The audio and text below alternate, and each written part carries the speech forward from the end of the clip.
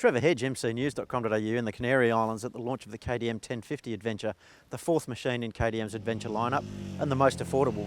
It's $17,995, it's full $6,000 cheaper than the 1190 Adventure that it's based on. So what's different? The engine is still, the crankcases are still 1190. It's got a smaller bore and a shorter stroke to bring the capacity down to 1050cc.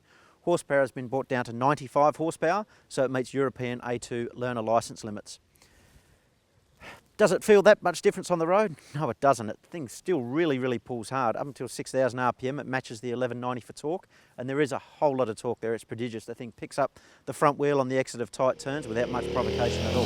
That is, of course, as long as you have the traction control turned off, because this machine does still get the 1190's equipment with the full traction control system with various modes, full ABS with various modes, radial Brembo calipers. It does have an axial master cylinder instead of the radial master cylinder the 1190 gets.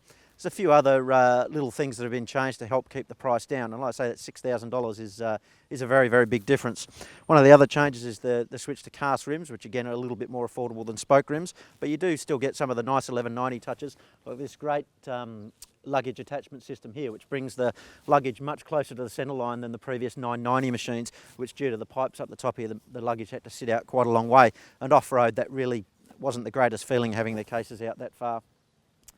It's still very comfortable machine, single piece seat. The suspension is non-adjustable. That's another one of the big differences from the 1190, but we've absolutely caned these things today and been going absolutely nuts. And look, only really under extreme duress, perhaps really squishing the front tyre into the tarmac into tight downhill turns, do you feel the forks start to struggle a tiny bit, but like we're going completely nuts by this time, and for 99% of riding and probably what 99% of people will do, they'll have no problems with the suspension whatsoever. It really did acquit itself quite well, and I must say it's a $6,000 saving. Like I say, it's a lot of money, and you would expect perhaps more corners to have been cut than have been cut, I should say, and that the riding experience might be a lot less the 1190. For sure, it doesn't have that huge top-end horsepower, 150 horsepower stomp of the 1190, which is really quite massive. But I must say on the road today, I didn't really miss that top end that much at all, because the roads we were on are very tight and challenging and tested. And thus this machine, I don't think it held us back at all today, really. I've probably only done more wheelies on the 1190. That's probably about the major difference it would have been. So this is a very well-priced machine. It's going to go up to things like the likes of the DL1000, F800 GS perhaps, and some of the Tiger 1050 and machines of that ilk.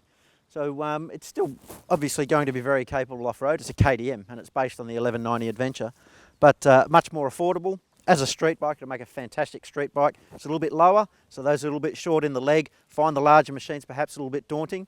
This could be a very good option and well worth considering.